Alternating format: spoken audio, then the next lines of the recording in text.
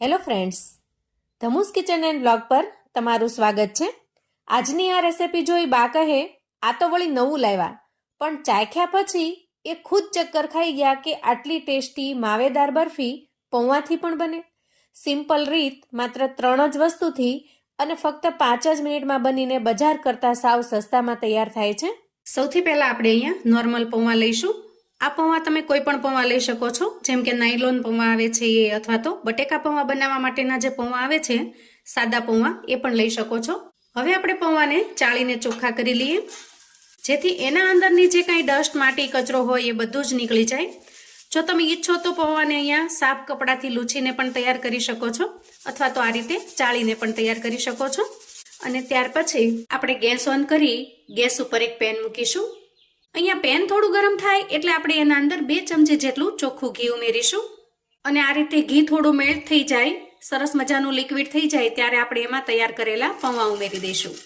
ગેસની ફ્લેમને અત્યારે આપણે એકદમ ધીમી રાખવાની છે, અને ધીમી ફ્લેમ ઉપર આપણે પૌવાને સરસ રીતે શેકી લેવાના છે। અહીંયા તમે ઈચ્છો તો પૌવાને એમને સીધા પણ શેકી શકો છો ઘી વગર, પણ જો થોડું ઘી ઉમેરેલું હશે તો પૌવાનું ટેક્સચર પણ એકદમ મસ્ત બની જશે, ક્રિસ્પી, અને સાથે સાથે પૌવાનો ટેસ્ટ પણ એકદમ સરસ મજાનો માવેદાર બનીને તૈયાર થશે। અહીંયા પૌવાને શેકવા માટે મેં અંદાજે 2 ચમચી જેટલું ઘી લીધું છે, પણ જો તમારે ઘીનો વપરાશ ઓછો કરવો હોય, ઘી ઓછું વાપરવું હોય, તો તમે 1 ચમચી જેટલું પણ લઈ શકો છો। હવે અહીંયા પૌવાને આપણે આ સતત આ રીતે ચલાવતું રહેવાનું છે, જેથી એ તળિયે ચોંટી ન જાય, એટલે કે કાળા ન પડી જાય। જો ચલાવશો નહીં તો એના અંદર જે કાળી ડિઝાઇન પડશે એ આપણને મીઠાઈની અંદર સારી પણ નહીં લાગે, અને ટેસ્ટમાં પણ સારી નહીં લાગે। એટલે આ રીતે એને સતત ને સતત ચલાવતા જઈએ, જેથી પૌવા એકદમ સરસ મજાના ક્રિસ્પી તો થઈ જશે, પણ એનો કલર બિલકુલ ચેન્જ નહીં થાય। તો આજની આપણી જે મીઠાઈ છે બિલકુલ અલગ, યુનિક અને સાવ સરળ રીતથી પણ બને છે। તમે આ રીતની મીઠાઈ તો ક્યારેય ટ્રાય નહીં કરી હોય, અને વળી એટલી સરળ છે કે ઘરની જ 2-3 વસ્તુથી તમે આરામથી બનાવીને તૈયાર કરી શકો છો। હવે જો અહીંયા તમારે પૌવા ન વાપરવા હોય ને, તો તમે એની જગ્યાએ મમરાનો પણ ઉપયોગ કરી શકો છો, પણ મમરાથી જે બનાવશો એનો ટેસ્ટ થોડો અલગ આવશે। બાકી જે પ્રોસેસ છે એ આ જ બધી પ્રોસેસ રહેવાની છે, માત્ર તમારે અહીંયા પૌવાની જગ્યાએ મમરા લેવાના છે, બસ એટલો જ તમારે ચેન્જ કરવાનો છે। અહીંયા તમારી સાથે વાતો કરતા કરતા પૌવા પણ સરસ રીતે શેકાઈ ગયા છે, એકદમ સરસ મજાના ક્રિસ્પી થઈ ગયા છે, અને એનો કલર તો બિલકુલ ચેન્જ પણ નથી થયો। જો સતત ચલાવતા રહ્યા છીએ એટલે કલર પણ એનો બિલકુલ ચેન્જ નથી થયો। અહીંયા હું તમને એક દાણો તોડીને બતાવું, જો હવે આ રીતે ઘીમાં શેકીને તૈયાર કરેલા પૌવાને આપણે એક પ્લેટમાં કાઢી લઈએ, જેથી એકદમ સરસ રીતે પૌવા ઠંડા થઈ જાય, અને ત્યાર પછી આપણે આગળની પ્રોસેસ કરીશું। અને હવે પૌવા ઠંડા થાય છે ત્યાં સુધીમાં મેં અહીંયા એક પેન લીધું છે, અને આ રીતે એક મેજરમેન્ટ કપ લીધો છે। તમે કોઈ પણ ઘરની વસ્તુને પણ મેજરમેન્ટ કપ તરીકે સેટ કરી શકો છો, અથવા તો તમારી પાસે જો આ રીતના મેજરમેન્ટ કપ હોય તો તમે એને પણ લઈ શકો છો। આ જે કપ છે એ 250 ml એટલે કે 5 લીટરનો છે। તો સૌથી પહેલા આપણે એના અંદર 250 ml એટલે કે 5 લીટર જેટલું દૂધ ઉમેરી દઈએ। હવે આ પ્રોસેસ કરતી વખતે આપણે ગેસની ફ્લેમને બિલકુલ ચાલુ કરવાની નથી, જો ગેસ અહીંયા બંધ રાખવાનો છે। હવે 1 કપ દૂધની સામે આપણે અહીંયા અડધા કપ જેટલો મિલ્ક પાવડર લેવાનો છે, એટલે કે દૂધ કરતા અડધો। જો તમારે અહીંયા મિલ્ક પાવડરનો ઉપયોગ ન કરવો હોય ને, તો તમે એના જગ્યાએ શું વાપરી શકો એ પણ હું તમને આગળ બતાવું છું। હવે આપણે સ્પેચ્યુલાની મદદથી મિલ્ક પાવડરને સરસ રીતે મિક્સ કરી લેવાનો છે, એમાં બિલકુલ ગાંઠા ન રહે એ રીતે આપણે દૂધની અંદર મિક્સ કરી લઈશું। હવે મિલ્ક પાવડરને એકદમ સરસ રીતે મિક્સ કર્યા પછી ફરીથી 1 કપ જેટલું દૂધ લઈશું અને એના અંદર ઉમેરી દઈશું। તો તમને થશે કે પહેલા એકસાથે જ તમે આ દૂધ કેમ ન લીધું? તો એનો જવાબ છે કે મિત્રો, આપણે અહીંયા જે પાવડર છે મિલ્ક પાવડર, એને દૂધની અંદર સરસ રીતે મિક્સ કરવા માટે થોડા જ દૂધની જરૂર રહે છે। દૂધ જો વધારે હશે તો મિલ્ક પાવડરને મિક્સ કરવામાં પણ વધારે તકલીફ પડશે, એટલે સૌથી પહેલા 1 કપ લઈ એમાં મિલ્ક પાવડરને સરસ રીતે મિક્સ કરી લેવાનો, અને ત્યાર પછી આપણે જરૂરિયાત પ્રમાણેનું બીજું 1 કપ જેટલું દૂધ લઈ લેવાનું। હવે આપણે ગેસની ફ્લેમને ચાલુ કરીશું, અને ફ્લેમને એકદમ મીડિયમ પર રાખી સ્પેચ્યુલાની મદદથી સતત રીતે ચલાવતા જશું। હવે બીજી વાત, જો તમારે અહીંયા મિલ્ક પાવડરનો ઉપયોગ ન કરવો હોય ને, તમારે અહીંયા 500 ml ની જગ્યાએ 1 લીટર જેટલું દૂધ લેવાનું, અને આ રીતે ધીમી ફ્લેમે એને બાળી અને 500 ml થાય ત્યાં સુધી ઘાટું થવા દેવાનું।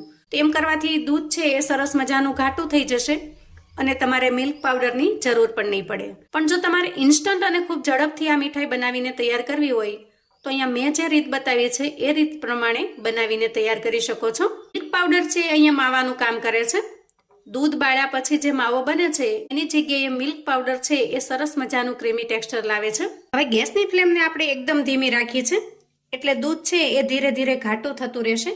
ત્યાં સુધીમાં અહીંયા પૌવા પણ એકદમ સરસ મજાના ઠંડા થઈ ગયા છે. તો એ પૌવાને આપણે એક મિક્સર જારની અંદર ટ્રાન્સફર કરીશું અને ઢાંકણ ઢાંકી એકદમ સરસ મજાનો બારીક પાવડર બનાવી લઈશું. પૌવાને પીસી લેતા આ રીતે એનો એકદમ સરસ મજાનો બારીક પાવડર બને છે. જુઓ, પછી ફરી આપણે ગેસ તરફ જઈએ. ત્યાં સુધીમાં ગેસ ઉપર આપણે જે દૂધ મૂકેલું છે એ દૂધ પણ સરસ રીતે ઘાટું થઈ ગયું છે. અહીંયા દૂધને હજી આપણે થોડું ઘાટું બનાવી લઈએ, જેથી મીઠાઈ એકદમ સરસ મજાની માવેદાર બનીને તૈયાર થાય. હવે તમે ઈચ્છો તો આના અંદર સરસ મજાના કોઈ પણ ફૂડ કલર ઉમેરી શકો છો, અથવા તો નેચરલ કલર આવે છે નેચરલ કલર પણ ઉમેરી શકો છો. આજે હું અહીંયા સિમ્પલ બનાવી રહી છું.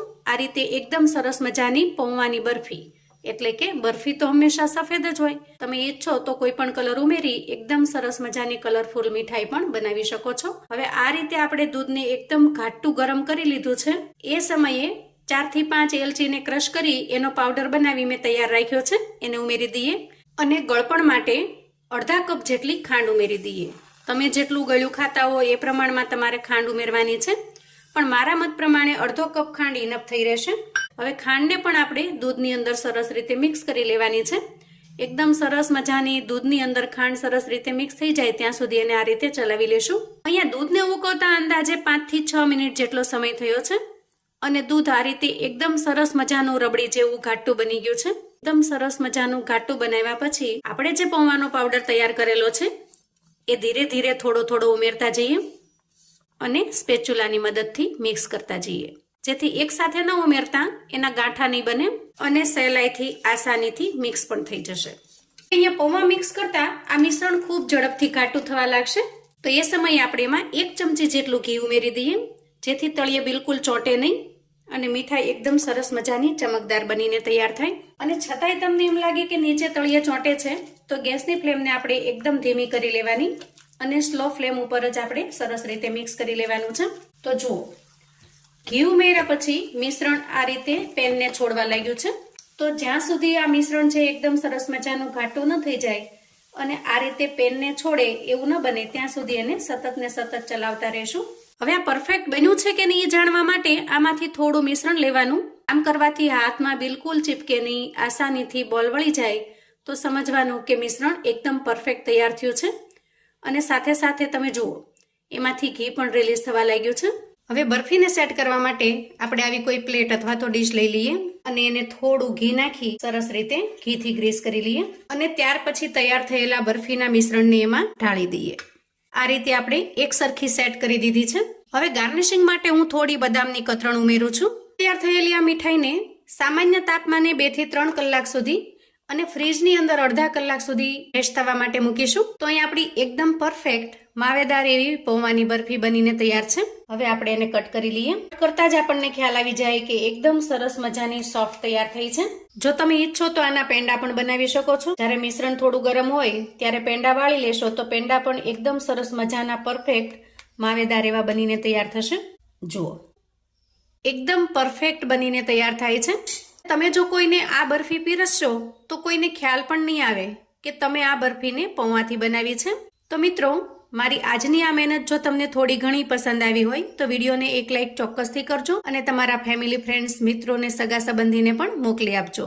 એકદમ સરસ માવેદાર પરફેક્ટ બનીને તૈયાર થાય છે અને ટેક્સચર પણ એનું બજારમાં જે બરફી મળે છે એ ટાઈપનું જ બનીને તૈયાર થાય છે. તો તહેવારની અંદર એક વખત ચોક્કસથી બનાવજો અને તમારો ફીડબેક મારી સાથે શેર કરજો.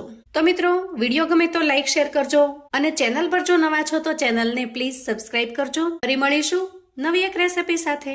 ત્યાં સુધી આવજો.